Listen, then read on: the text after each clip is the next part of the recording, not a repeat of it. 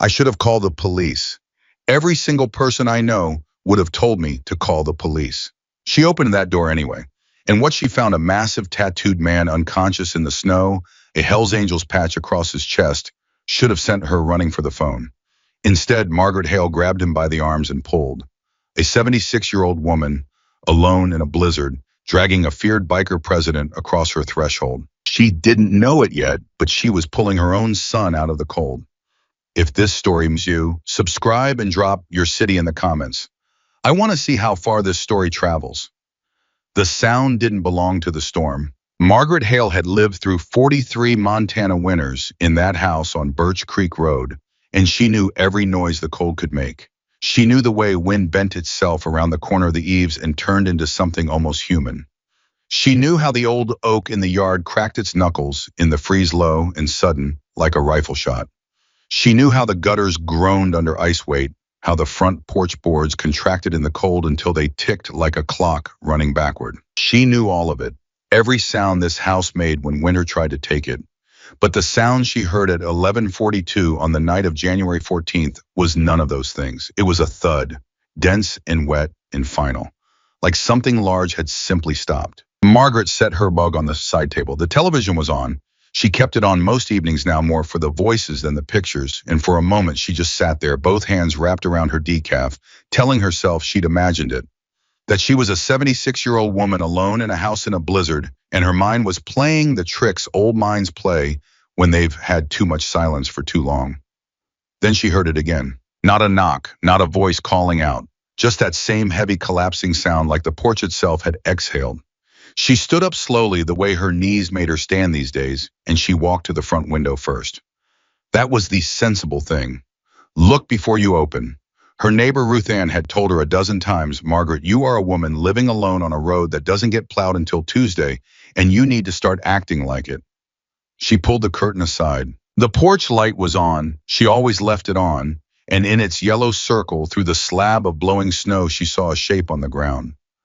A person, face down, not moving. Her hand went to her chest without her telling it to. For a moment she stood completely still. The curtain bunched in her fist, her breath fogging the glass. Her mind ran the numbers the way minds do in those seconds. It was 11 degrees outside. The wind chill had been putting it somewhere near -20 all evening. A person lying face down on a porch, and that a person not moving didn't have a long window. She reached for the phone on the hall table, picked it up, looked at it, and then she looked back through the window at the shape on her porch, and something moved in her chest that she hadn't felt in a long time. Something old and fierce and absolutely not rational, and she put the phone back down. She put on her coat over her nightgown. She pulled on her boots without untying them properly. She wrapped her scarf twice around her neck, and she opened the front door. The cold hit her like a wall. The man on her porch was enormous. She registered that first before anything else, the sheer size of him. He was lying on his side now, having apparently rolled from where he'd fallen and even curled on himself. He took up the entire width of the porch. She could see the frost on his beard. The skin of his face had gone the particular gray-white that skin goes when it's in real trouble. He was wearing a leather vest over a flannel shirt. Not nearly enough, not even close to enough for this night. And on the back of that vest, she could read it even with him on his side, even in the poor porch light, the large letters, unmistakable, Hell's Angels. Margaret stood in her doorway for a full 4 seconds. She was not a naive woman. She was not unaware of what those words meant, what that patch represented. She had lived long enough and read enough and watched enough evening news to understand that the man on her porch was not a lost tourist. Her hand tightened on the doorframe, and then he made a sound, low and involuntary, somewhere between a moan and a cough, and his fingers, those enormous tattooed fingers, scratched weakly at the porch boards like he was trying to find something to hold on to. "Oh, Lord," Margaret said out loud, and she went to him. Getting him inside was something she would never be able to fully explain afterward, not even to herself. He had to be well over 250 pounds. She was 5'3" and had a trick hip that her doctor had been after her to have looked at for 2 years. By any reasonable accounting, it should not have been possible. But she got her hands under his arms, and she braced her boots against the boards, and she said out loud to nobody in particular, "You are going to help me here," as if she were addressing the man himself, or maybe God, or maybe just her own stubbornness, which had always been considerable. She pulled. He moved. Not much. A few inches. She repositioned and pulled again. His boots dragged across the threshold. One caught on the door jamb and she had to kick it free, and the effort of that almost put her on the floor herself, but she held on. By the time she had him fully inside and the door pushed shut against the wind, she was breathing so hard she had to sit on the entry hall floor for a moment, right there next to him, her hand pressed to her sternum, waiting for the black spots at the edges of her vision to clear. "All right," she said when they did. "All right, let's see what we've got." She got a pillow from the hall closet and put it under his head. She got the heavy quilt off the cedar chest in the bedroom and spread it over him. She went to the kitchen and put water on, and then she came back and knelt beside him, her knees protesting every degree of the descent, and she looked at him properly for the first time. I was somewhere in his 50s, she thought. Maybe younger. It was hard to tell through the frost and the weathering, the kind of face that had lived outside and hard. The beard was dark, threaded heavily with gray. There were tattoos on his neck, on his hands, disappearing up under his sleeves. A scar along his jaw that had healed badly, or maybe had been meant to. His color was still wrong, too pale, too still. She put 2 fingers to the side of his neck, the way her late husband Gerald had shown her once, back when Gerald was still the kind of man who thought it was useful to know things like that. His pulse was there, slow and thready, but there. "Okay," she said. "Okay, you're here. You're going to stay here." She didn't know why she said it like that, like a promise, but she said it, and then she got up slowly using the wall, and she went to work. She didn't call the police. She thought about it 3 more times that night, in the way you think about the sensible thing when you've already decided not to do it. She was aware in a clear-eyed way that there were good reasons to call, that she was alone, that she didn't know this man, that the patch on his vest meant there were other people who would want to know where he was, and that some of those people were very likely not the kind of people she wanted at her door. But every time she thought about picking up the phone, she looked at him on her floor under the quilt, and she thought about what would happen. The sirens, the flashing lights, the efficient removal of him from her threshold, the paperwork, the questions, the processing, the handing of him over to systems that would handle him correctly and not especially tenderly. And she just didn't. She went and got the space heater from the spare room and set it close to him. Not too close, she remembered from somewhere that warming someone too fast could cause its own problems. She brought a warm, damp cloth and pressed it to his hands, his wrists, his forehead, the way her mother had done for her once when she was 12 and had stayed out too long in weather like this and lost feeling in 3 fingers. She sat on the floor next to him, her back against the wall, her tea going cold in her hand. She watched him breathe. After about 40 minutes, his color started to change. Slowly, the gray fading, something more human coming back into the skin. His breathing deepened.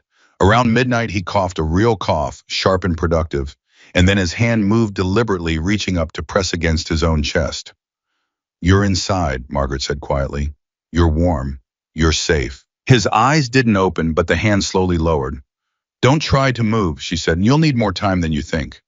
She wasn't sure he could hear her, but she kept talking in the low, even voice she'd used once upon a time for nightmares and fevers, and the specific small terrors of being young and afraid in the dark. "I don't know how long you were out there," she said. "Long enough. Whatever you were trying to get away from or get to, it's going to have to wait until morning. Tonight you're just going to rest." The space heater ticked and glowed. The storm pressed against the windows. Margaret sat on her hall floor with her cold tea next to a massive unconscious biker who was wanted by God only knew who, and she felt strangely, inexplicably less alone than she had in years. She told herself it was just the presence of another person. Any person, that she'd been on her own too long, that the isolation of winter on Birch Creek Road had gotten to her more than she'd admitted, that there was nothing particular about this stranger that was pulling at her. She told herself that. She was wrong. Around 2 in the morning, he started to come around properly. The first sign was restlessness, his legs moving, his head turning from side to side, a low sound in his chest that wasn't quite language and wasn't quite pain, but was somewhere between the two. "Easy," Margaret said, shifting closer. "Easy. You're okay." His eyes opened. They were dark, very dark, almost black in the low light, and they moved immediately, the way the eyes of a person move when they have learned that waking up in a strange place can mean danger. Fast and flat and calculating. Taking in the ceiling, the walls, her face the door. Don't, she said before he could try to get up. You've been outside in this weather for too long. If you stand up right now, you'll go right back down. He looked at her, looked at the ceiling, looked at his own hands. Where, his voice came out wrecked, barely more than gravel. He cleared his throat, winced, tried again. Where am I? My house. My name is Margaret Hale. You collapsed on my front porch. A pause. He was processing it. She could see him doing it, running through possibilities. Your club, she said. Your people. I haven't called anyone. I haven't called the police either. It's just you and me. Something in his face shifted at that. Not gratitude exactly. More like suspension of judgment. Why not, he said. Because you needed help, Margaret said simply. That seemed like the more important thing. He looked at her for a long moment. In the glow of the space heater, she could see the wariness in him, deep ingrained the wariness of a man who had stopped expecting something for nothing a very long time ago. My bike, he said finally. It can wait until morning. The storm's not going anywhere, and neither is whatever you left out there. Right now you need water, and then you need to sleep. She could see him wanting to argue. She could see him running the calculation, assessing her, assessing the situation, trying to find the angle. I'm 76 years old, Margaret said in the tone she'd used once upon a time when she needed to close down a discussion efficiently. I have not survived this long by being a fool. You are hurt and cold, and you are going to drink this water and sleep. In the morning we can figure out the rest. He stared at her. Then very slowly something went out of his face. The held tight coil of it. Just a fraction. Logan, he said. My name is Logan. All right, Logan, she said and handed him the glass. Drink it slow. He drank. She sat beside him until his eyes closed again, and this time when he slept, it was the heavy falling sleep of someone whose body had finally been given permission to repair itself. Margaret went to the kitchen and stood at the counter for a while, her hands flat on the tile, the storm still going outside, the clock on the wall reading 2:17 a.m. She thought about calling Ruth, or her doctor, or anyone. Instead, she put 2 slices of bread in the toaster because her own hands were shaking slightly, and she had found over the years that the body responds to small, practical tasks when larger things are too much to process. She stood there in her kitchen at 2 in the morning, making toast while a Hells Angels president slept on her hallway floor. She would think later that this was the night her life stopped being what it had been and became something else. She just didn't know it yet. She ate the toast. She washed the plate. She went back and checked on him one more time, breathing steady color, almost normal, and then she sat in her armchair and wrapped herself in the Afghan and watched him from across the room the way she had sat up once a lifetime ago, watching someone else sleep in a house that had been full of noise and mess and life. That house was quiet now, had been for 32 years. She watched Logan breathe in the glow of the space heater, and her hands resting in her lap were very still. Outside, the storm howled. Inside, for the first time in longer than she could easily say, the silence had company. By 6 in the morning, he was awake and trying to sit up. And she was already in the kitchen starting coffee because she'd never been able to sleep past 5:30, regardless of what the night had held. She heard the movement from the hallway and came to the doorway with a dish towel over her shoulder. Don't stand up fast, she said. Take your time. I'm fine, he said. You were not fine 8 hours ago. He looked up at her from the floor. In the morning light, gray and filtered through frost-covered windows, she could see him properly for the first time. The size of him was still striking, the tattoos more visible now, climbing both sides of his neck, covering his forearms, where he'd pushed up his sleeves. The leather vest, which she'd laid over the arm of the hall bench to dry, had patches beyond the Hells Angels rocker, a large center patch, and below it, 2 words she could read from where she stood. President, Montana, and below that a road name she'd seen once already on the inside of the vest's collar, written in marker. In a hand she didn't recognize, Reaper. She brought her eyes back to his face. Coffee, she said. He got himself to sitting. Slowly she was relieved to note whatever pride he had apparently not quite able to override what his body was telling him, and he leaned against the wall and accepted the mug she brought with both hands wrapped around it. I didn't say thank you. She noticed that, but she didn't remark on it. Some people had had thank you schooled out of them early, and you could never tell whether to be angry about it or just sad. How long was I outside, he said. I don't know when you went down. I found you at 11:40. A muscle in his jaw moved. She could see him being angry at himself, the specific internal fury of a capable person who has allowed something to go wrong. My bike's off the road, he said. About a half-mile back, rear tire locked up and I went down. Tried to walk it, but he stopped. But it's 11 degrees, Margaret said. Yeah. Where were you going? He looked at her directly then, and she had the sense of a door closing. Politely but firmly. Nowhere that couldn't wait, he said. She nodded because she knew a closed door when she saw one, and she'd always believed that a person's destination was their own business until they chose to share it. There's oatmeal, she said, or eggs. The eggs are from my neighbor's hens. They're better.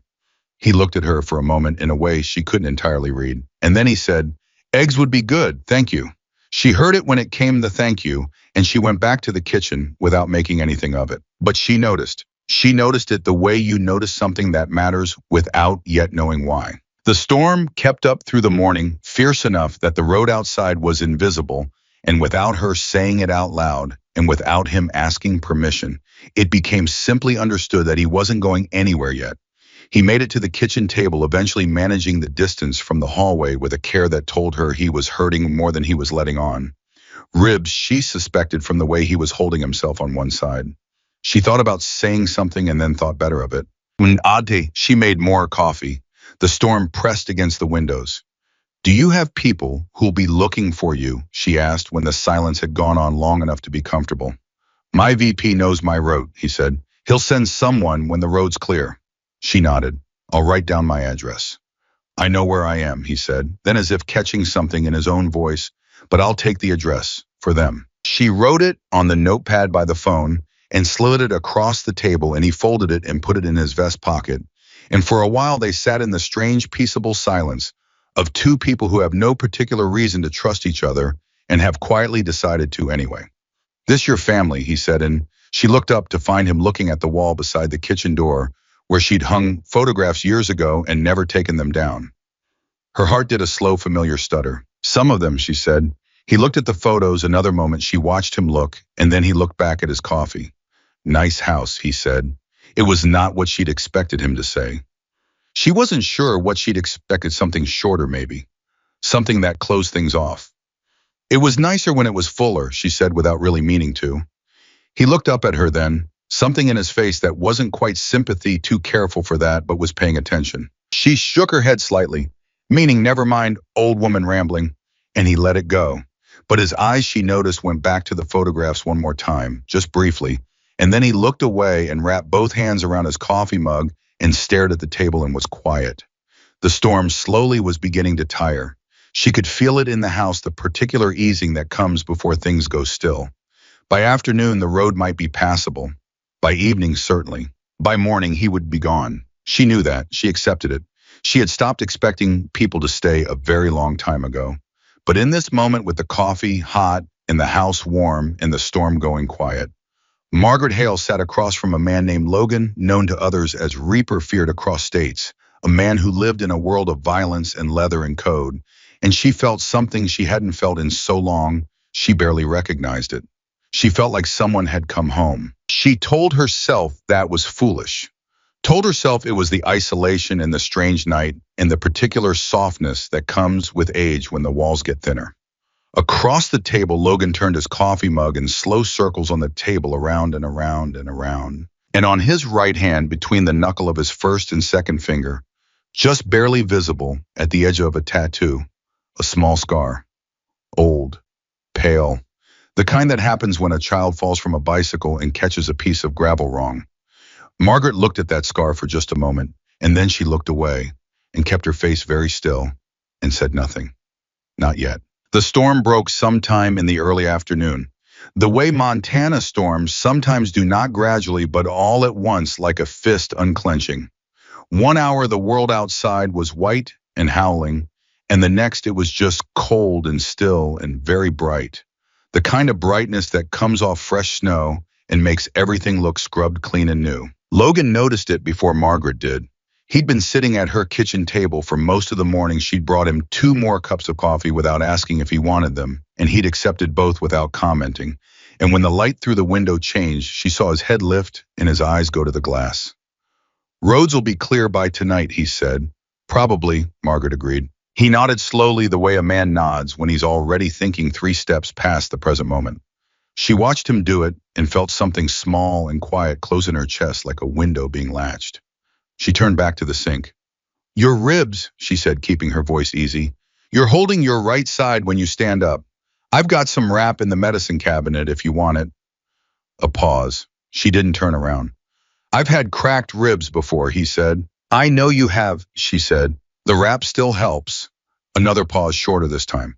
All right, he said. She got the elastic wrap from the bathroom and brought it to him without ceremony, setting it on the table beside his coffee cup. He looked at it for a moment, then picked it up without meeting her eyes, and she went back to the kitchen, because she had learned in a long life that people accept help more easily when you don't watch them need it. When he came back to the table, he moved more evenly, the careful side listing gone. Thank you, he said. Don't mention it. She made lunch. There was soup she'd put on in the morning.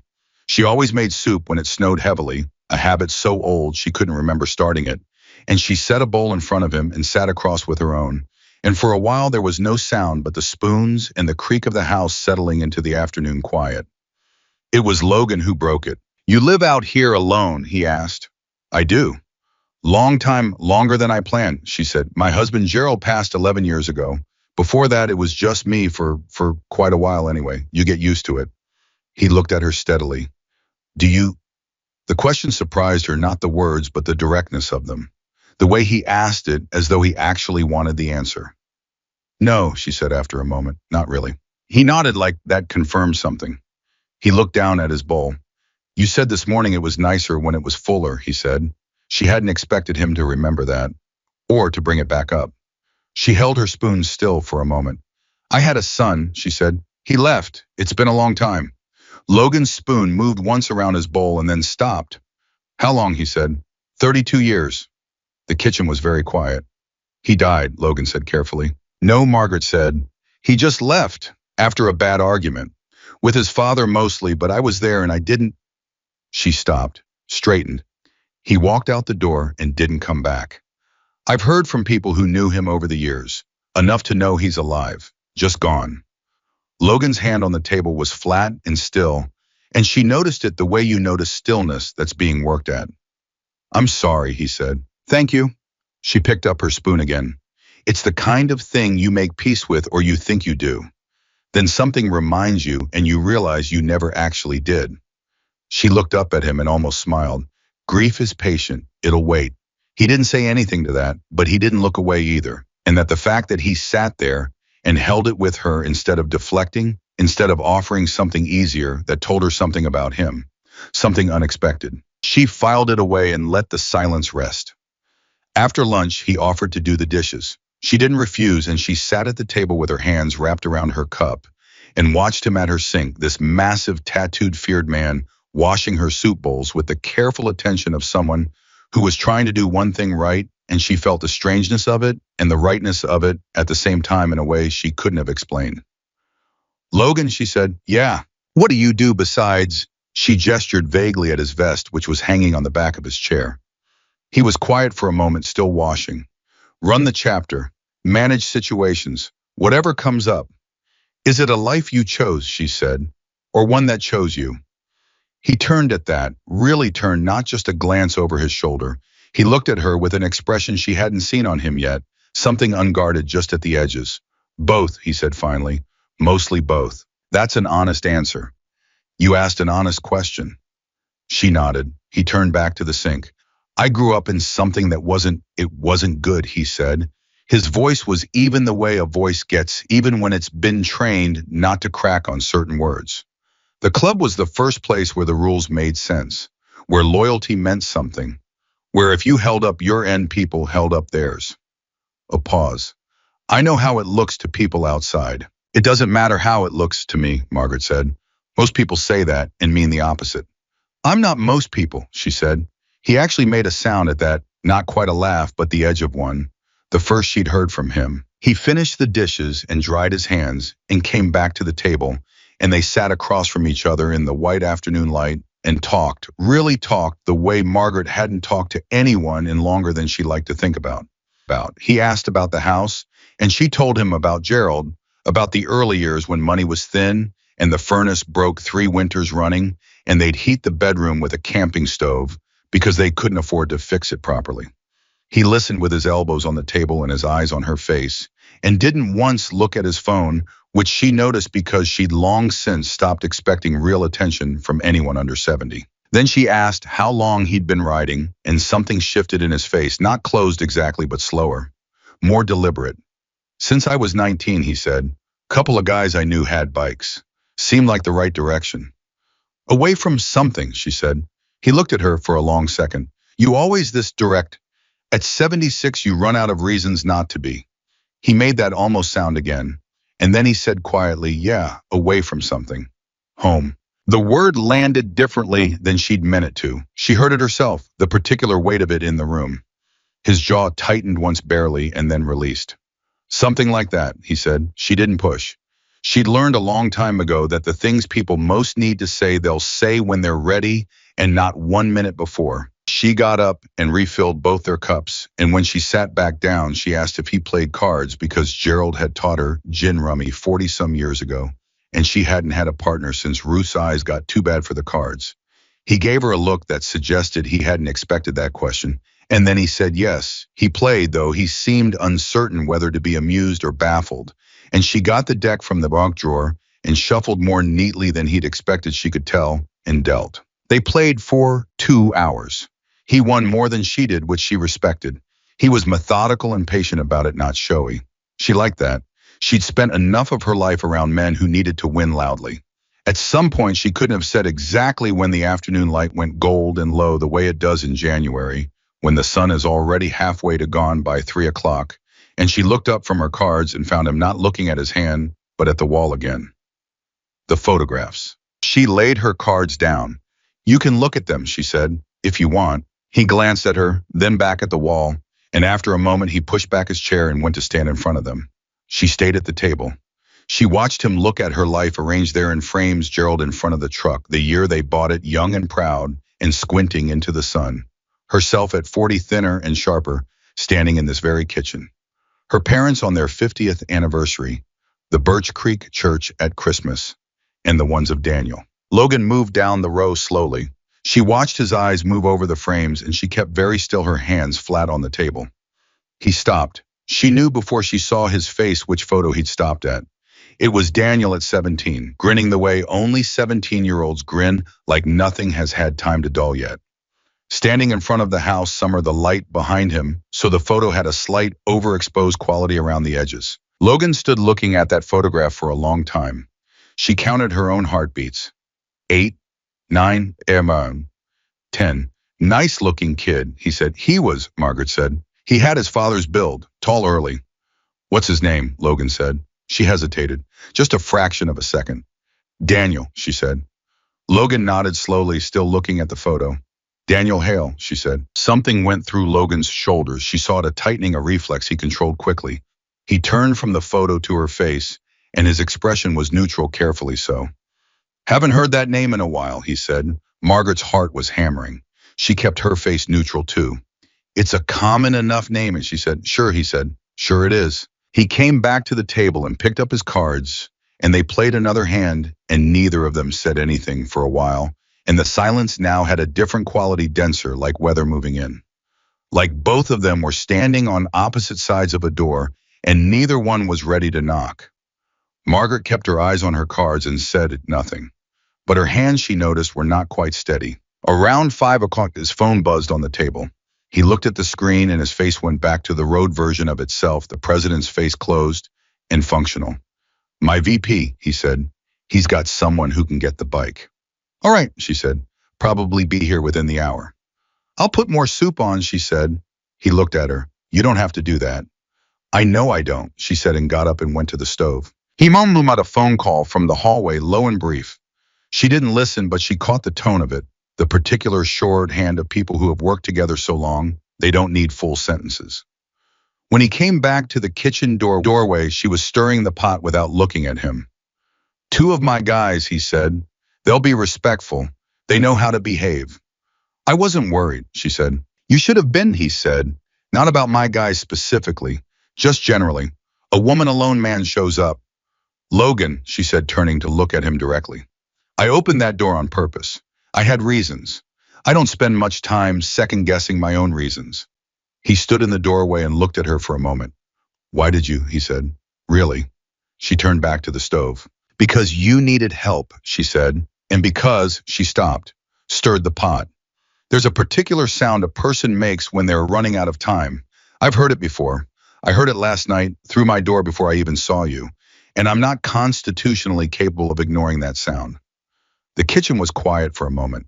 I would have been fine, he said. No, she said simply. You wouldn't have. He didn't argue. She heard him sit back down at the table, heard his hands on the wood, the slight shift of his weight. Margaret, he said, and she noticed it was the first time he'd used her name. Why hasn't your son come back? She kept stirring. I've asked myself that question every day for 32 years, she said. I don't have a good answer. I think, she paused, found the word. I think sometimes people go so far into something that coming back stops feeling like a real option. Even when they want to, the distance becomes its own wall.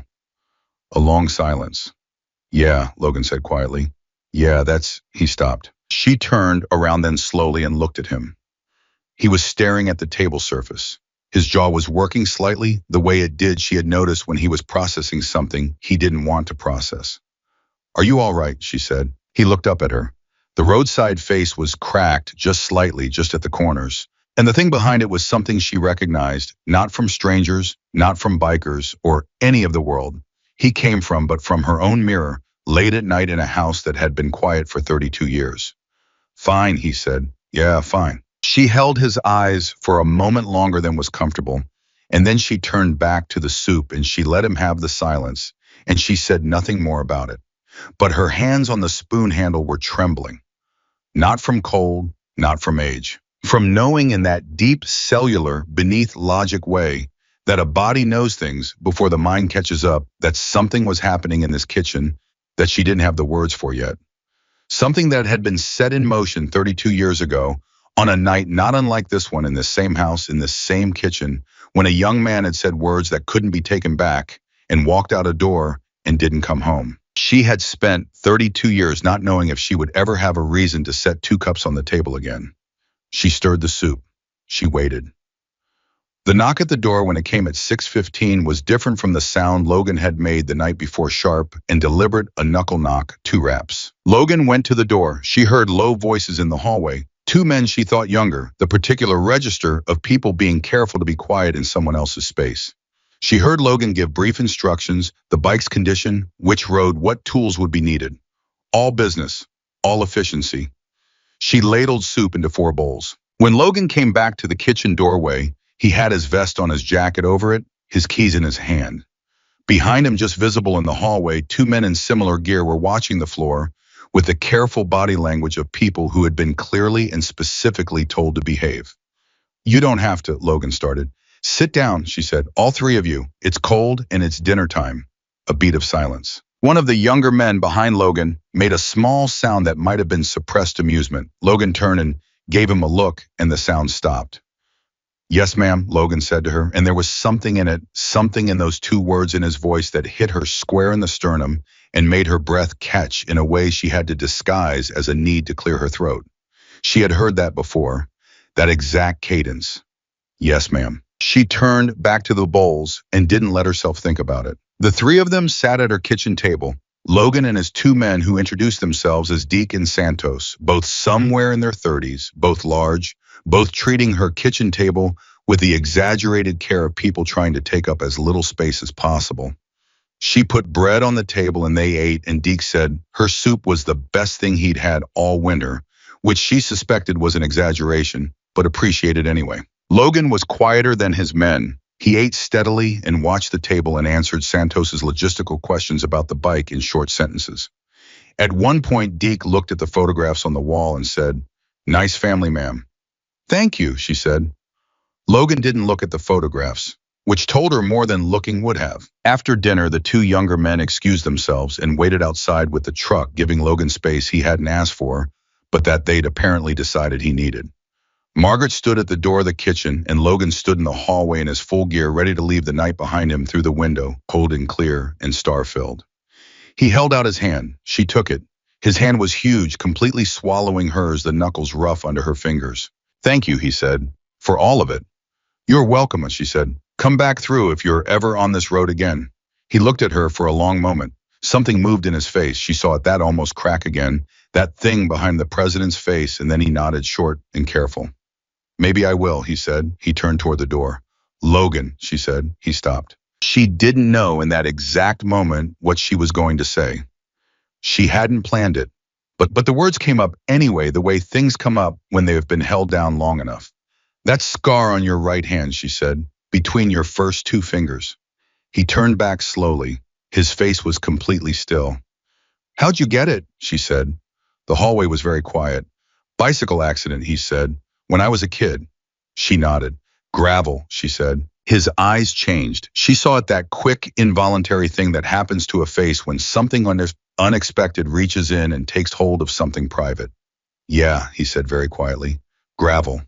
She nodded again, and she kept her face still and her voice steady by the sheer force of 76 years of practice, keeping things together when they wanted to fall apart. "Good night, Logan," she said. "Good night, Margaret," he said. I went out the door, and she closed it behind him, and she stood in her hallway with her back against the door and her hand pressed to her mouth and didn't move for a very long time. Outside, she heard the truck doors, the engine, the sound of them pulling out of her drive and down Birch Creek Road, growing smaller, growing distant. Then nothing but the cold and the stars and the profound, familiar silence of a house with one cup on the table. She stood there until she was sure the shaking in her legs had stopped. Then she went to the kitchen. She went to the wall of photographs. She stood in front of Daniel at 17, the overexposed summer photo, his grin and his height and the light around him. She put one finger on the glass, and then she went to the drawer beside the stove, the junk drawer where she kept batteries and expired coupons, and a photograph she had put there 4 years ago, because she couldn't look at it every day anymore, but couldn't make herself throw it away. She found it under a rubber band and a birthday candle. It was a different Daniel, older. Someone had sent it to her without a note 7 years back, mailed in a plain envelope, no return address. She'd always assumed it was someone from his world who'd thought she should know he was alive. The man in that photo was in his 40s, heavy through the shoulders, a beard beginning to gray. She looked at the photo for a long time. Then she looked at the empty doorway where Logan had been standing. Her hands were very still now, past shaking, the other side of it. She had been careful, she told herself. She had said nothing definitive. She had asked about a scar and nothing more. She could be wrong. She had told herself she was wrong for 32 years about smaller things, and she could be wrong about this. But the scar was the same. The yes ma'am was the same. The way he'd looked at Daniel's photograph and then looked away, that was the same. The way he sat at her table and ate her soup and carried his silence like a man who had been carrying it for 32 years. She put the photograph back in the drawer. She turned off the kitchen light. She went to the window and looked out at the dark and the stars and the long, empty road. Somewhere out there, a truck was carrying the Logan Hayes Reaper president, a man feared across states, back to the life he'd built out of everything he'd left behind. And here in this kitchen, Margaret Hale stood alone and understood for the first time in a very long time that the leaving wasn't the end of the story. She didn't know yet how she knew that. She just did. She went to bed. She did not sleep. She didn't hear from him for 11 days. She hadn't expected to. She'd told herself that clearly in the practical, no-nonsense voice she used when she needed to manage her own heart. He was a man with a life, a chapter, a world that had nothing to do with Birch Creek Road. He'd eaten her soup and slept on her floor and driven away into the dark, and that was the whole of it. People passed through. That was what people did. She knew that better than most. So she went back to her routines. She made her coffee at 5:30. She called Ruth on Tuesday. She drove to the grocery on Thursday, roads finally clear, and she did not think about the way he'd looked at Daniel's photograph. She did not take the picture out of the junk drawer. She made herself put it out of her mind with the same practice discipline she'd spent 3 decades developing, the mental muscle memory of not going there. She was good at it. She'd had to be. On the 12th day at 7 in the morning, her phone rang. She looked at the number. Unknown. Montana area code. Her hand was steady when she picked it up. She was proud of that. Margaret Hale, she said, a pause, long enough that she thought it might be a robocall, and she was already pulling the phone from her ear when she heard it. It's Logan. She sat down. Not because her legs failed her, they didn't, but because sitting felt like the right thing, the grounding thing. Good morning, she said. Yeah, another pause. She heard something in the background, machinery maybe, or wind. Outdoors, somewhere. I wanted to call and I don't know. Check in, make sure you were okay after everything. I'm fine, she said. Are you your ribs? Better, a beat. I wanted to, he stopped, started again. I wanted to say thank you again. Properly. What you did, not everyone would have done that. Most people would, she said. No, he said with a flatness that wasn't argument, but certainty. The voice of a man who had lived long enough in the world to know exactly how most people respond to someone wearing his patch. They wouldn't. She didn't push back. He was right, and they both knew it. How's the road, she said. Clear. I was back out the next morning. A pause. Deke wanted me to tell you the soup was the best he's had. He's been talking about it for a week, which Deke doesn't talk about food. So take that for what it's worth. She felt a smile move across her face before she could decide about it. Tell Deke he's welcome at my table anytime. I'll tell him that, and he will absolutely take you up on it, so consider yourself warned. There it was again, that almost laugh. She'd been hearing it in her memory for 11 days and had told herself she was being foolish. Logan, she said. Yeah, she chose carefully. Are you in Ashford often on that road? A pause that had weight to it. I could be Walkman, he said. She nodded to herself. Well, you know where I am. She heard him breathe, in out. Yeah, he said quietly. I do. After she hung up, she sat at her kitchen table for a long time with her hands around her coffee cup. The drawer beside the stove was closed. She left it closed, but she thought about it. He called again 4 days later. This time in the evening, and this time the call lasted 40 minutes. She couldn't have said afterward how it happened, how two people with no particular reason to keep talking had found so much to say. He asked about the town, and she told him about Ashford, in the way you tell stories about a place when you've watched it change for 50 years, all the layers of it. He told her about a stretch of highway in Wyoming he'd ridden every September for 15 years, something about the way the light fell on a particular ridge, and she noticed he described it with a care for detail. She hadn't expected the attention of a man who found things beautiful and didn't always know what to do with that. She didn't bring up Daniel. He didn't bring up the scar. They talked around it the way people talk around the thing that's actually happening, building toward it, in the only way that works slowly at an angle with the patience of two people who have both been hurt by rushing. He came back 3 weeks later. Not unannounced, he called the morning before, brief and factual, said he was going to be on the road near Ashford, and asked if it would be all right if he stopped. She said yes. She made a pot roast. She didn't take the photo out of the drawer, and she didn't make any plans beyond the pot roast. And when his truck pulled into the drive at 4 in the afternoon, she was in her kitchen, and she walked to the door and opened it, and he was standing on the porch upright this time, not frosted, not dying, just a very large man in leather standing on her front porch with his hands in his pockets, looking slightly uncertain what to do with himself. And she said, "You'd better come in," and he did. He sat at her table and ate pot roast, and they played 2 hands of gin rummy, and she beat him both times, which she suspected he let happen, though she didn't say so. After dinner, he helped with dishes again, and she let him, and they stood side by side at the sink in an easy silence that didn't feel earned exactly, but felt real. The kind of silence that only exists between people who've decided to be honest with each other, even if they're not yet sure what the honest thing is. My VP thinks I've lost my mind, he said, handing her a plate to dry. Coming here, calling you, coming back. He handed her another plate. Deke thinks it's great. Santos is still trying to figure out what's happening. What did you tell them? He was quiet for a moment. That I met someone who helped me when I needed it. That I was returning the courtesy. She dried the plate and set it on the stack. Is that what this is? He turned to look at her, then sideways, his hands still in the sudsy water. Something honest crossed his face. The something she'd seen twice now behind the president's face, the thing that didn't have armor on. No, he said, I don't know what it is, but it's not that. She nodded. All right then. He came back 2 weeks after that, and 2 weeks after that. By the fifth visit, it had stopped being remarkable and started being simply what happened. Logan came on a Friday, usually in the late afternoon, and stayed for dinner, and sometimes for the evening if the roads were bad, and they talked the way people talk when they've decided each other is worth the effort of honesty. She learned things.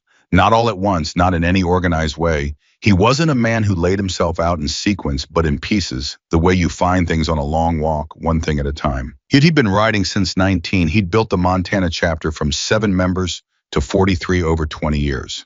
He had a dog named Wick that stayed with Deke when he traveled. He liked black coffee and hated sweetened anything, and had read more books than he'd ever told anyone about because it didn't fit the image, and the image in his world was functional armor. He did not talk about before 19, not directly, not yet, but she could hear it the before in the spaces around what he said. In the way certain words landed differently than others. Home, father, left. She noticed which ones he sidestepped and which ones he walked through, and what his hands did when the conversation got close to the edge of something. She was patient. She had reserves of patience built up over 32 years of waiting for something she wasn't sure would ever come. On his 6th visit, he arrived later than usual, almost 7. She'd kept dinner warm without comment. When he came in, his face was set harder than usual. President's face fully operational, and he sat down at the table and ate without saying much, and she didn't push. After dinner, she put coffee on and sat across from him and waited. He lasted 4 minutes. Lost a member, he said. Young guy, 24, accident on the 90. I'm sorry, she said. He had a mother. He turned the coffee cup in his hands, that slow circle she'd come to know. She called the clubhouse. I took the call because nobody else would. She didn't yell. She didn't blame anyone. She just asked if he'd said anything before. He stopped. If he'd left any message or told anyone anything she should know. The kitchen was very still. Had he, Margaret said quietly. No, his voice was flat and careful. He hadn't. She looked at him across the table. He was looking at the cup.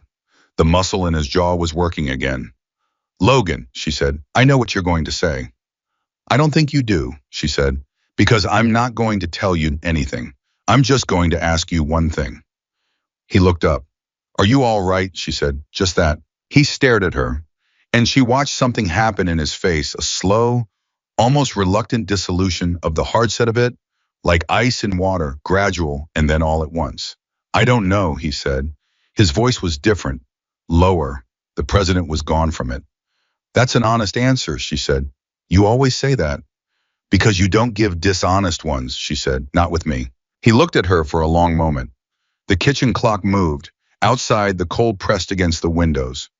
She reminded me of someone, he said. The mother on the phone. Margaret didn't move. The way she talked, he said, the way she wasn't asking for an apology. She wasn't asking to know everything. She just wanted to know if he'd said anything. If there was something she was supposed to know. He stopped, cleared his throat. I thought about that for a long time after. Whether a person can, whether you can go long enough that there's no point anymore. In saying the thing, in going back. The air in the room was very thin. No, Margaret said. He looked up.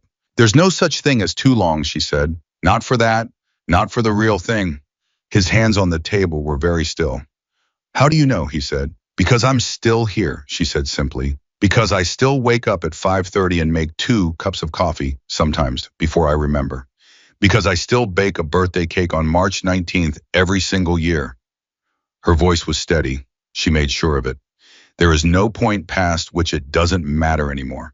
That's not how it works. The silence that followed was the longest and densest of all the silences they'd built together over 6 visits and hours of conversation and gin rummy and soup and dishes. Logan's jaw worked. His eyes were very dark and very still.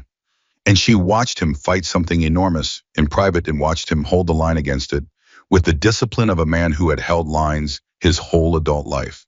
And she didn't say anything, and she didn't look away, and she let him fight it because she knew it wasn't over yet, knew that whatever was coming was not ready to come in that moment. March 19th, he said very quietly. Yes, she said, another silence. Margaret. His voice was strange, careful and breakable at once. I know, she said. He went rigid. He stopped. His chair pushed back from the table an inch, a physical recoil, the body responding before the mind can override it. What do you mean you know? I mean, I'm not certain, she said. Steady, even. I haven't been certain of anything. But I've wondered since the first morning, the scar on your hand, the birthday, the way you looked at Daniel's photograph. I was on his feet now. She hadn't seen him move. One moment he was at the table and the next he was standing, and the kitchen felt much smaller. No, he said. Logan? No. His voice was hard now, the president's voice, the armor back and fully locked. That's not, you don't know what you're saying. You're a woman who lost her son, and you've been alone for a long time, and you want... Sit down, Margaret said. He stopped talking. The firmness of it seemed to catch him off guard. She said it the way you say something when you know your ground, all the way down to the bedrock. Sit down, she said again, quieter. Please. He stood for another moment, his chest moving and his hands at his sides. And she felt the enormity of it, felt it the way you feel weather before it arrives. He sat down. She got up. She went to the drawer beside the stove. She opened it without hurrying and reached past the rubber bands and the expired coupons and found what she was looking for. She set it on the table in front of him. The photograph, the one from 7 years ago, mailed without a return address. The man in his 40s, heavy through the shoulders, beard going gray. Logan looked at it. He went very still. The stillness of something that has stopped because movement is no longer possible. Someone sent it to me, she said, 7 years ago. No note, no name. She sat back down. I've looked at it every day since, wondering. His hand moved slowly and his index finger touched the edge of the photograph. He didn't pick it up, just touched the edge of it like he was checking whether it was real. Where did they? His voice was barely there. I don't know, she said. I never knew who sent it. Someone who thought I should know. He pulled his hand back. He pressed it flat against the table. She could see the effort of it, keeping the hand flat, keeping himself in the chair, keeping his breathing even. Logan, she said. He shook his head. You don't have to say anything, she said. Not tonight, not until you're ready. That's not what this is. Then what is it? His voice cracked on the last word. Just slightly. Just enough. This, she said, is me telling you that you already came home. Twice, actually. Once on that porch in the middle of a blizzard, and once again every Friday since. And I knew both times, and I didn't say anything, because you weren't ready, and I've been waiting my whole life, and I can wait a little longer. He looked up at her then, and the president's face was gone. Completely gone. What was underneath it was nothing she hadn't seen before. She'd seen it in her own mirror too many times, but seeing it on his face, on those features in the kitchen where she had stood for 50 years, it moved through her like current, like cold water, like something breaking open that she'd been holding sealed for 3 decades. His eyes were wet. He wasn't letting them go past that, but they were wet. I don't know how to, he stopped, jaw tight, started again. I don't know what, you don't have to know, she said. You just have to be here. He pressed his fist against his mouth, a gesture so old, so automatic. She'd seen it before. She knew she had a small boy pressing his fist against his mouth when he was trying not to cry because he thought crying wasn't allowed, and the recognition of it went through her like a blade. She reached across the table. She put her hand over his fist. He flinched, not away toward, the way a person flinches toward warmth when they've been cold long enough. They stayed like that for a long moment, her small hand on his fist, the kitchen clock moving, the night outside still and cold and clear. March 19th, he said again into the silence. Yes, she said. I'm 53, he said, in March. I know, she said. I was born in, he stopped. His throat moved. I was born in Billings. My mother's name was, he stopped again. The fist under her hand was trembling. You don't have to, she said. Margaret, he said. Yes. I remember your kitchen, he said. I remember you used to hum when you cooked. Didn't know you were doing it. Something old. I don't know the name of it. Her breath left her. You had a ceramic rooster on the counter, he said, by the window. I used to think it was the ugliest thing I'd ever seen, and I never told you because you liked it. She pressed her hand harder against his. It's still there, she whispered. Second shelf, I never moved it. He made a sound then, low and involuntary and completely wrecked. The sound of 32 years of distance collapsing into something smaller than a kitchen table. And Margaret Hale, who had baked 32 birthday cakes alone and kept a light on and made 2 cups of coffee sometimes before she remembered, Margaret held on and did not let go and let the sound of it move through the room and then go quiet. Outside, the night was still. Inside, something that had been lost for a very long time sat at her kitchen table and shook and did not run. Not this time. She hadn't expected him to. What had happened in that kitchen? The photograph, the ceramic rooster, the sound he'd made that she would carry in her chest for the rest of her life was too large a thing to simply fold into an ordinary evening. You don't spend 32 years running from something and then sit calmly at the table after it catches you. The body needs time. The mind needs room. She understood that. She'd had 32 years to understand exactly how much space grief and guilt and the weight of an old decision could take up inside a person. He stood up from the table slowly, like a man whose bones had gotten heavier in the last hour. He picked up his jacket. He put it on with his back to her, and she watched his shoulders and didn't say anything, because there was nothing to say that wouldn't be too much or too little. At the door, he turned around. His face was composed again. Not the full president's face that was gone, she suspected permanently at least with her, but composed. Held together by the same will that had held him together for 5 decades of hard living. He started, stopped. I need some time. Take it, as she said. He pressed his mouth together. I'm not running. I want you to know that. I'm not walking out and not coming back. That's not what this is. The directness of it, that he knew specifically what she would fear, and addressed it head on, made her throat tighten in a way she had to work to keep off her face. I know, she said. Do you? He looked at her with an intensity that was almost painful. Because I need you to actually know it, not just say it. Logan, she met his eyes. You came back to my porch 6 times. You called first. You told me about the Wyoming highway and the books you've read that nobody knows about. You came back every time. She paused. I know. Something in him released. Barely visible, but there. Okay, he said. Okay. He went out the door. She listened to the truck start. She listened to it back out of the drive and head down Birch Creek Road. She listened until she couldn't hear it anymore. Then she went to the kitchen and she stood in front of the second shelf and she looked at the ceramic rooster. Ugly squat, painted in colors that had never made sense together, bought at a craft fair in 1987 by a woman who'd thought it was cheerful, and she put her hand on it. I used to think it was the ugliest thing I'd ever seen, and I never told you because you liked it. She stood there for a long time with her hand on that rooster, and then she sat down on the kitchen floor carefully the way her knees required, and she put her face in her hands, and she let herself cry. Really cry, not the quiet, controlled. She'd allowed herself over the years, but the kind that comes from the deepest place, the place that's been sealed and pressurized for so long that when it finally opens, the force of it is shocking even to yourself. She cried for the 32 years, for every birthday cake, for every winter morning with 2 cups of coffee, for the argument she'd replayed 10,000 times and could recite word for word from both sides, for Gerald dying without knowing, for the silence that had become so ordinary she'd stopped being able to imagine anything else. She cried until there was nothing left to cry, and then she sat on the kitchen floor with her back against the cabinet and her face tipped up at the ceiling, emptied out and strangely light the way a storm leaves the air. After a while, she got up. She washed her face at the sink. She dried it on the dish towel.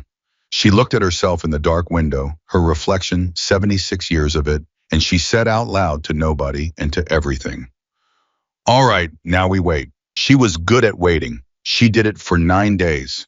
On the 10th day at 8 in the morning, she was on the phone with Ruth. Ruth, who knew more of the real story than almost anyone who had sat with Margaret through the worst of it over the decades, who had never once said you should have stopped expecting him to come back, even when she'd probably thought it, and in the middle of describing a dispute between 2 people at the senior center about the thermostat, Margaret's call waiting beeped. Ruth, she said, I have to go. Is it him? Ruth said, because Ruth was 78 and had no patience for preamble. I don't know yet. Call me back, Ruth said. I mean it, Margaret. The moment you're off that call. She clicked over. Margaret. His voice was rougher than usual, like he hadn't slept well or had slept and dreamed things that left their marks. Logan, she said. I've been thinking. A pause. Long, she didn't fill it. I've been thinking about what I want to say, and I can't find the right way to start, so I'm just going to start. All right, she said. I left because of my father, he said. You know that. You were there. But what you don't know, what I never said, is that I blamed you too. Not as much, but some. His voice was flat and careful, the way a person speaks when they've rehearsed something and are trying to stay on the rehearsed version. You didn't stop him. That night, when he said what he said.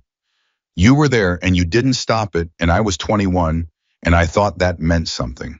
About you. About whether you were, he stopped. A breath. About whether I mattered enough for you to fight for. The words landed in her chest like stones, one at a time. She had known this. On some level, in the way you know the thing you're most afraid to look at directly, she had always known there was more to it than just Gerald. She had just never been certain, and uncertain things are easier to live with than certain ones. Okay, she said. I'm not saying it to hurt you, he said quickly. I know that. I'm saying it because I've been carrying it wrong, he said. I've been carrying it like it was a reason, like it justified, like it meant I was right to. He stopped again. She heard him breathing. I was 21 and I was furious, and I felt like nobody in that house was actually on my side. And instead of saying that, I walked out a door and just kept walking. A long pause. For 32 years. She sat very still. That's not your fault, he said. The 32 years. That's mine. I know that now. I've known it for a while. Honestly, I just didn't have anywhere to put it that made it workable. And now, she said, now I'm on the phone with you at 8 in the morning, he said, and I sound like a complete wreck, and my VP is pretending he can't hear me through the wall, but he absolutely can, and I don't care, which should tell you something about where I am right now. She laughed. It came out of her before she could decide about it, a real laugh, sudden and warm, the kind that arrives in the middle of things that are heavy and makes them briefly bearable. It does, she said. She heard something change in his breathing, a loosening. I want to come back, he said, if you still want that. Logan, she said, I put a pot roast in the oven this morning. A silence. It's 8 a.m., he said. Slow cooker, she said. It'll be ready by 6. The roads are clear. Another silence. Longer. I'll be there by 5:30, he said. He was there by 4:15. She heard the truck and looked at the clock and felt something warm move through her that she didn't try to name.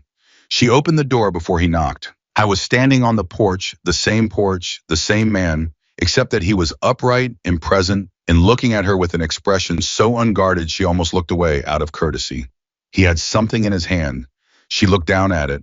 A ceramic rooster, smaller than hers and considerably uglier, painted in colors that actively conflicted, clearly purchased from somewhere that sold such things without any quality control whatsoever. I know yours is already there, he said. I saw it at a shop off the highway, and I couldn't. He stopped. A muscle jumped in his cheek. It's stupid. It's not stupid, she said. Come inside. He came inside. She put the new rooster on the shelf next to the old one. They looked absurd together. She loved them both immediately. He sat at the kitchen table, and she sat across from him. And this time when the silence came, it was different from all the silences before. Those had been silences around something. This one was a silence inside something, inside the thing itself, inside the acknowledgement of it, and it felt strangely like rest. I need to tell you things, he said, about the years, not all at once, but I want you to know where I've been. I want that too, she said. And I need you to tell me things, he said, about my father, about what happened after. I know he's gone. Deke looked it up after the first time I came here, because Deke is thorough and protective and not subtle about it. I know Gerald died, but I don't know the rest. She nodded. There's a lot of rest. I know. He looked at his hands on the table. I'm sorry I wasn't here for it. So am I, she said, but you're here now. He looked up at her. Is that enough? It's what there is, she said, and yes, it's enough. What followed over the next 2 hours was the strangest and most necessary conversation of Margaret Hale's life. They talked in pieces, trading years like cards. She'd give him something, and he'd give her something back, and neither of them tried to make it linear or complete. Because 32 years doesn't go linear, it goes in layers, and you don't excavate all of it in one sitting. She told him about Gerald in the last years, the illness, the slowing down, the way Gerald had asked about Daniel near the end. Not demanded, not raged the way he'd raged when he was younger and afraid. Just asked quietly in the way of a man who knows he's running short on time. She told him that Gerald had said he was sorry. She didn't dress it up. She said it plain because Logan deserved the plain truth, and she thought somewhere in Gerald's silence over the years, he had deserved more credit for knowing it. Logan's jaw tightened when she said it. He nodded once short. He didn't say anything, and she let him not say anything because some things need to be received in silence. He told her about 19, about the first year after he left, which he'd spent mostly in Wyoming, working construction, sleeping on the floor of a guy he barely knew. He told her how the club had found him, or how he'd found it, a chance meeting at a gas station that turned into a test, that turned into something he was good at in ways that surprised him. He told her about the years of building it, the code of it, the way the Brotherhood had given him something he hadn't known he was looking for. He told her it wasn't a clean life, and he wasn't going to pretend it was. He told her there were things he'd done that he wasn't proud of, and things he'd do differently, and things, honestly, he'd probably do the same. She listened to all of it without flinching and without judgment. And when he was done, she said, "You survived, and you built something. That counts. Even the parts that shouldn't count." "I didn't say all of it counts," she said. "I said it counts that you survived. The rest is between you and however you settle your accounts. That's not mine to grade." He looked at her with that expression again, the one that had no armor in it. "You're not what I expected," he said. "What did you expect?" "Anger," he said. "Or I don't know, more of it, more. I had 32 years of anger," she said. "I used it all up. What's left is just glad." Her voice caught slightly on the last word. She straightened it. "I'm just glad, Logan. That's all. That you're here. That's the whole of it." He pressed his fist against his mouth. That gesture, she was going to see that gesture and feel it for the rest of her life. He held it together. Barely. She watched him hold it together with the precision of a man who had spent decades not coming apart in front of people. And she loved him for it and ached for it in equal measure. "I have a question," he said when he trusted his voice again. "Ask it." "The birthday cakes." He said it carefully. "You said every year." "Every year," she confirmed. "March 19th, yellow cake, chocolate frosting, 32 candles last year because I started over at 1 a long time ago." His throat moved. "You blew them out yourself." "I made a wish," she said. "Same one every year." He looked at her for a long moment. "Did it work?" he said. And his voice on those 3 words was stripped entirely of everything: the president, the armor, the road, the decades, and what was left was something much older and much younger at once. "You're sitting at my table," she said. He looked away, out the window. His jaw was working hard. She gave him the space of it, watching his profile. This face she had not seen in 32 years and was still somehow in the way of bone and line, and the particular set of the mouth, the face she knew. Then he turned back and his eyes were wet, and he let them be wet this time, and he said, "I don't know how to do this. I don't know how to be. I don't know what I'm supposed to be now. I've been one thing for so long." "You're my son," she said simply. "That's all. That's not a job or a role or something you have to figure out how to perform. You just are. You were before you left, and you were the whole time you were gone, and you are right now. That doesn't change based on what you know or don't know or how long it's been." She leaned forward slightly. "It doesn't require anything from you except being here." The wet in his eyes spilled then, one tear on the right side that he didn't try to stop. He let it go and sat there and didn't cover it. "I missed you," he said. The words were wrecked, barely words. "I didn't let myself say that. For a long time, I didn't even let myself think it. But I missed you." She reached across the table and took his hand. Both hands this time, her small old ones, around his, and she held on and she said, I know you did. I missed you every single day." They sat like that for a long time. The slow cooker worked quietly on the counter. The 2 roosters, one old, one new, both ugly, both exactly right, stood side by side on the shelf. When Deke called at 6:15, Logan looked at the phone and silenced it without breaking the quiet. When it rang again at 6:30, he picked it up and said in a voice that was rough but steady, "I'm at Margaret's. I'll call you tomorrow." A pause, then, yeah, I'm okay." Something from Deke's end. Logan made a sound that was almost a laugh. "Mind your business. Tell Santos the same." He hung up. "You don't have to explain me to them," Margaret said. "I'm not explaining," he said. "They know." A pause. "Deke's known since the second time I came back." He didn't say anything. He's a good man. They all are. She nodded. She got up and checked the pot roast, and he got up and set the table without asking where things were. And she noticed everything. She was cataloging all of it, storing it, that he went to the right cabinet for the plates on the first try. She said nothing about it, but her heart turned over quietly in her chest. They ate together, and the meal was slow and good and warm. And when she looked across the table at him, her son, this man, this stranger who was not a stranger, who had come back to her in the most improbable of ways, on the most brutal of nights, in the most Montana way possible. She thought about something a priest had said at Gerald's funeral, about how the things we lose don't always stay lost, about how sometimes the road brings things back to you changed by the journey but essentially themselves. She hadn't believed it at the time. She believed it now.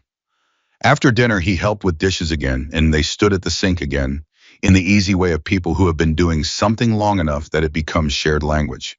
And when they were done, he dried his hands and leaned against the counter and looked at her with something that had not been in his face on any of the previous visits. Peace, she thought, not complete, not without cracks, but there. I want to bring Wick, he said. Next time, if that's okay. He's a good dog. He won't mess anything up. I would love to meet Wick, she said. He nodded, looked at his boots. And I want to start telling people. My guys know something, but I want to actually, he looked up. I want to be able to say it out loud, that you're my mother, if that's okay. She held his eyes. It's more than okay, she said. It's what's true. He nodded again slowly, the nod of a man taking something in and letting it settle into the real place, not just the understood place. I want to hear about him, he said suddenly. My father. The end of it. Not, he held up a hand. Not tonight. I'm not ready for all of it tonight. But eventually, I want to know. I'll tell you everything you want to know, she said, whenever you're ready. Okay.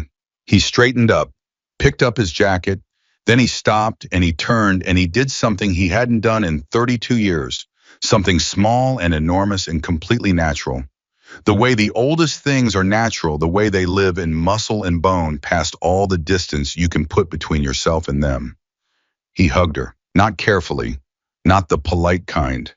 He put his arms around her and held on, and she felt the full weight of him, the size of him, and she put her arms as far around him as they would go, and pressed her face against his chest and felt his chin come down on the top of her head, and she closed her eyes.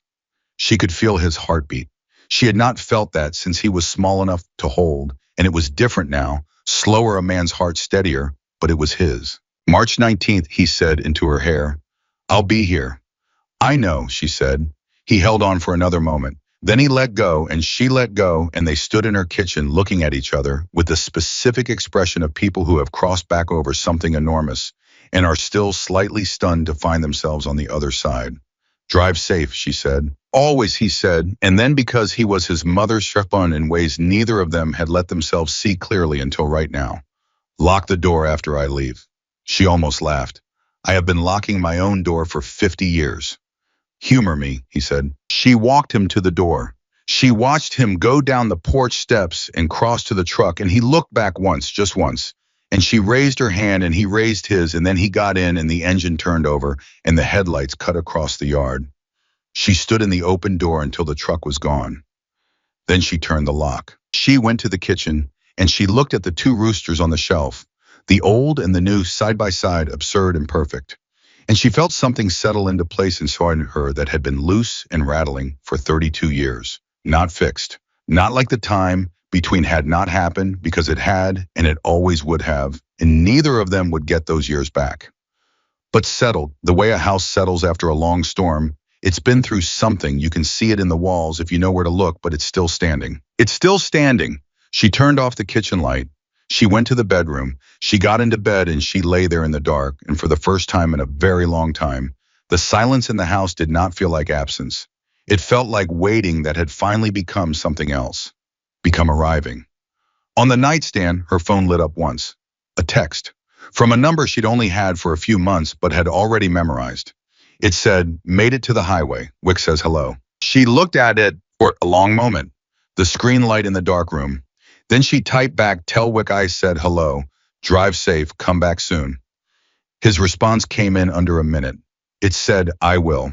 And then after a pause that she suspected meant he typed and deleted and typed again, a second message arrived. It said, "I promise." She turned the phone face down on the nightstand. She lay in the dark and listened to the quiet. And for the first time in 32 years, Margaret Hale fell asleep without the heaviness, without the weight of all those unanswered questions pressing on her chest like a stone. Without the grief that had become so familiar, she'd stopped feeling it as grief and started feeling it simply as herself. She fell asleep like a woman whose son had promised to come back. Because that's what she was. That's what she had always been all along through all of it. She just hadn't known until now that he knew it too. He was there on March 19th. She hadn't let herself be completely certain he would be, not because she doubted his promise, but because she had learned across a long life that certainty is a luxury, and she had stopped purchasing luxuries she couldn't afford to lose. So she'd made the cake the way she always made it, yellow cake, chocolate frosting the recipe. So old the index card it lived on had gone soft at the corners, and she told herself she was making it, regardless the way she always had, because some rituals belong to you, whether or not anyone shows up to share them. He pulled into the drive at 11 in the morning with Wicks sitting in the passenger seat. She was watching from the window. She wasn't going to pretend she hadn't been, and when the truck door opened and Logan stepped out and then leaned back in and clipped a leash onto a large rust-colored dog, who jumped down with the particular enthusiasm of a dog who has been in a truck for 3 hours and has strong opinions about that, something in her chest simply gave way. She had the door open before they reached the porch. Wick tried to be dignified about meeting her. He lasted approximately 4 seconds before deciding dignity was overrated and pressing his entire face into her hands. "He likes you," Logan said from the porch steps. He was watching her with that expression, the unguarded one, the one that had become more frequent over the months, the one she was quietly building her life around. "I like him," she said. She straightened up and looked at Logan. "Happy birthday." He went still for just a moment, the way he always went still when she said something that landed in the old place. Then he nodded once and said, "Thank you," in the voice that meant it from the bottom. She had made a real birthday out of it. She wasn't apologetic about that. Ruth came at noon because Margaret had told Ruth everything 3 weeks after the night of the photograph, sitting at the same table watching Ruth's face move through shock and tears and the particular fierce joy of a woman who has prayed for something alongside her friend for 30 years and lived to see it arrive. Ruth had cried harder than Margaret, which Margaret considered one of the great acts of friendship in her life. Ruth shook Logan's hand with both of hers and looked at him for a long moment, studying his face, and then she looked at Margaret and said, "Well, he has your eyes. I should have seen it years ago in that photo." Logan looked at Margaret. "What photo, Chum?" "The one she kept in the junk drawer," Ruth said entirely without guile, the way women of a certain age say things when they've decided that accuracy matters more than tact. "Ruth," Margaret said. "He should know," Ruth said, sitting down and helping herself to coffee. "He should know you kept it in the drawer because you couldn't look at it every day, but you couldn't throw it away either. He should know that." Logan was quiet for a moment. He looked at his coffee cup. Then he said, "Yeah, he should." Dake came in the afternoon with Santos and a third man named Carver, who was the size of a refrigerator and who brought a bottle of something expensive and seemed genuinely uncertain how to behave in a house that had doilies on the side tables. Margaret liked him immediately. She liked all of them, these men who had been Logan's family when she couldn't be, who had kept him upright and present and alive across 32 years. And for that, she would be grateful to them for whatever time she had left. Dickie sat down at her kitchen table and looked around the room with the careful attention of a man who was really looking. And then he looked at her and said, "He talks about this kitchen. I want you to know that. For months before I knew why he'd come back from here, and he'd just be different. Quieter. Better kind of quiet." She glanced at Logan, who was looking at the ceiling in the manner of a man pretending not to hear a conversation happening 3 feet away. "I was working something out," she said. "Yeah," Deke said. He was. A pause. "Thank you for not calling anyone that night, for just bringing him inside." "What else would I do?" she said. Deke looked at her for a moment. "A lot of people would have done something else," he said, and the simplicity of it carried the full weight of the world. Logan had lived in for 32 years, and she received it as the serious thing it was. "Well," she said, "I'm not a lot of people." "No," Dake said, "you're really not." The birthday cake came out at 4 o'clock. She carried it to the table and set it down, and everyone in the room went quiet in that way, People go quiet when something is happening that is more than what it looks like on the surface. Logan stared at it. Yellow cake chocolate frosting. 53 candles, which she had arranged in careful rings because 53 candles is a serious logistical undertaking. That's a fire hazard, Santos said. Hush, Ruth said. Margaret sat down across from Logan. The room was quiet. Wick was asleep under the table, his weight against her feet. I've been doing this alone for 32 years, she said. She kept her voice steady because she wanted him to actually hear it, not be distracted by her falling apart. I made a wish every single time. Same wish. She looked at him. I don't need to make a wish this year. His jaw tightened. He nodded one sharp nod the way he nodded when he was keeping something together by sheer will. You blow them out, she said. It's your birthday. He leaned forward and he blew every candle out in one breath and the room erupted. Deke clapped. Santos whistled. Carver made a sound of approval. Ruth clapped her hands together twice and Logan sat back in his chair and looked at the smoke rising from 53 extinguished candles and pressed his fist against his mouth, and this time he didn't try to hold all of it. She reached across and put her hand over his fist. They stayed like that while the smoke cleared and Ruth cut the cake and Deke somehow got frosting on his jacket within the first 30 seconds, and Santos told him it was an improvement. The room was loud and warm and full in a way that a kitchen becomes full when the right people are in it. Margaret sat at the head of her table and felt the noise and the life of it move through her like something she hadn't felt in so long she'd stopped having a name for it. Full. She felt full of all of it. Later, when the others had gone, Ruth first, then Deke and Santos and Carver, who shook Margaret's hand with enormous care on the way out, as if he was aware of his own size in relation to her, Logan stayed. He helped clear the table. He washed the cake plate. He dried it and put it back in the cabinet, the right one first try, and neither of them said anything about that. They sat together in the evening quiet, the kitchen clean around them, Wick snoring under the table. I want to ask you something, Logan said. Ask. The argument, he said, the night I left. What do you remember about what you were thinking? When you didn't, he paused, when you didn't step in. It was the question she'd known was coming. She'd known since that first phone call that this particular question was the one that needed answering more than any other, because it was the one that had actually driven him out the door and kept him gone. Not Gerald's anger, not the words that were said, but her silence in that room, her stillness, the fact that she had stood there and let it happen. She'd rehearsed answers over the months, sensible ones, contextual ones, the answers that explained Gerald's state of mind, that put it in the frame of the time and the marriage and the fear. All of them were living inside. She'd had good answers ready. She put them all aside. I was afraid of him, she said. Your father, that's the truth. He wasn't a cruel man, not most of the time, but he was a man who could fill a room with his anger.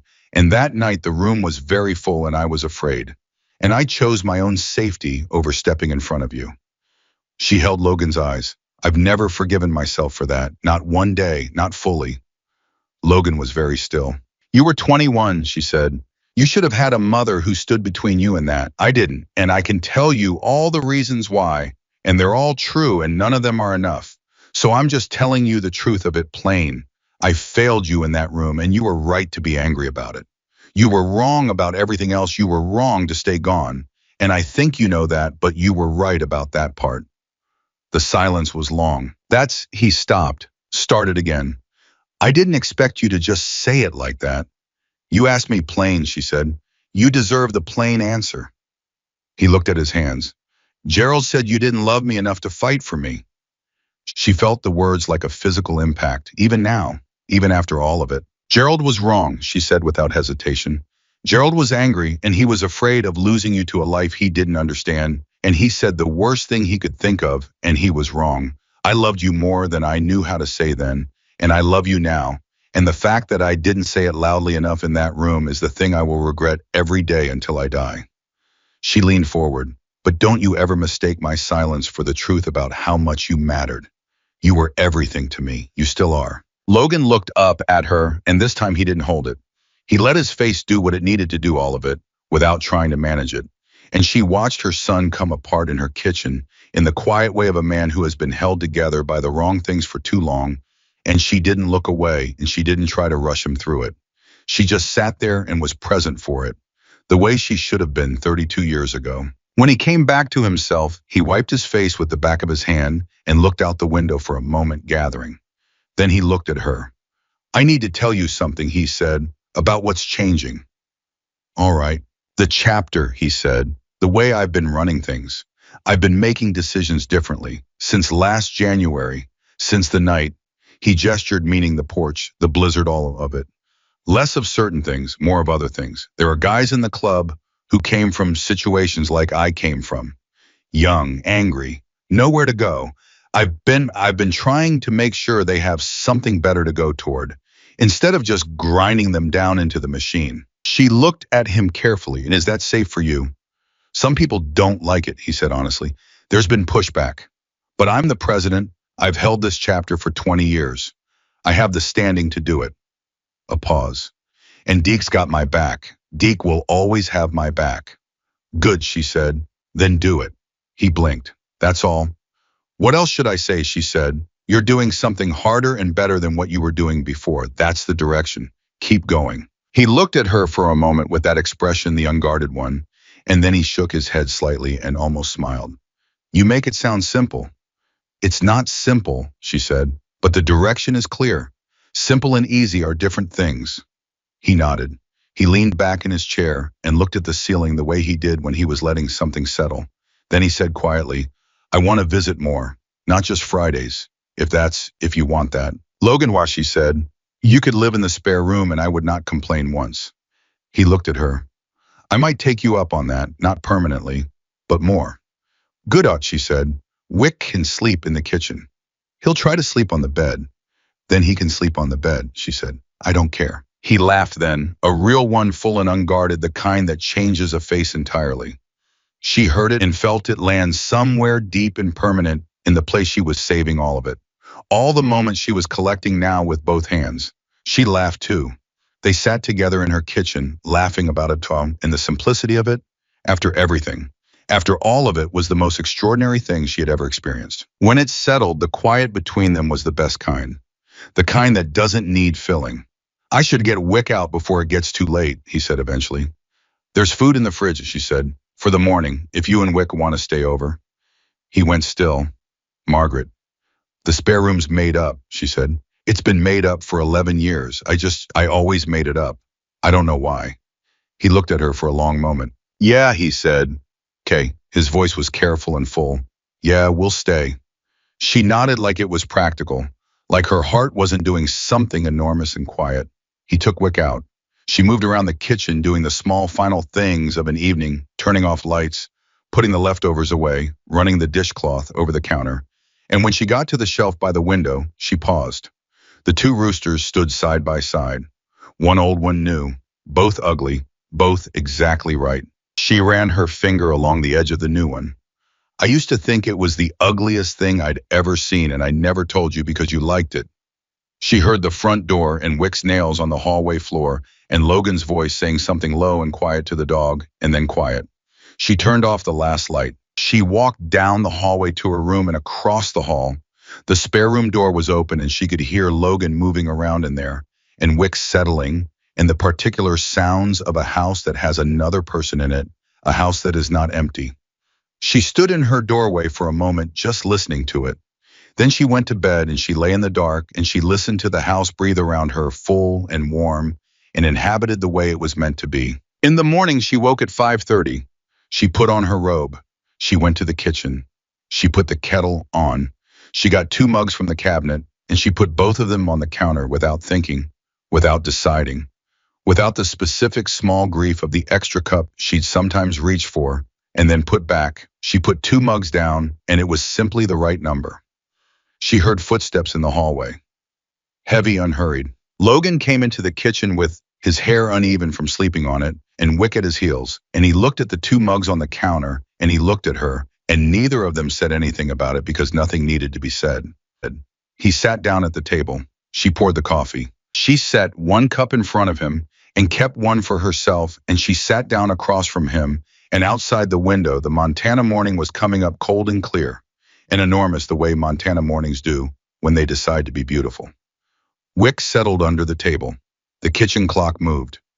You always up this early, Logan said, both hands around his mug. Every day for 50 years, she said. He nodded, considering this.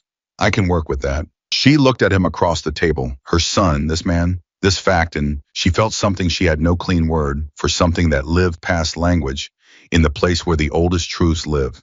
She felt the 32 years, and she felt this morning simultaneously the lost and the return, braided together into something that was neither only grief nor only joy, but was the truest version of both. She had opened a door in a blizzard because something in her, below reason, below fear, below the sensible voice that said, call the police, lock the door, stay safe, something had known. The body knows what the mind is too careful to say.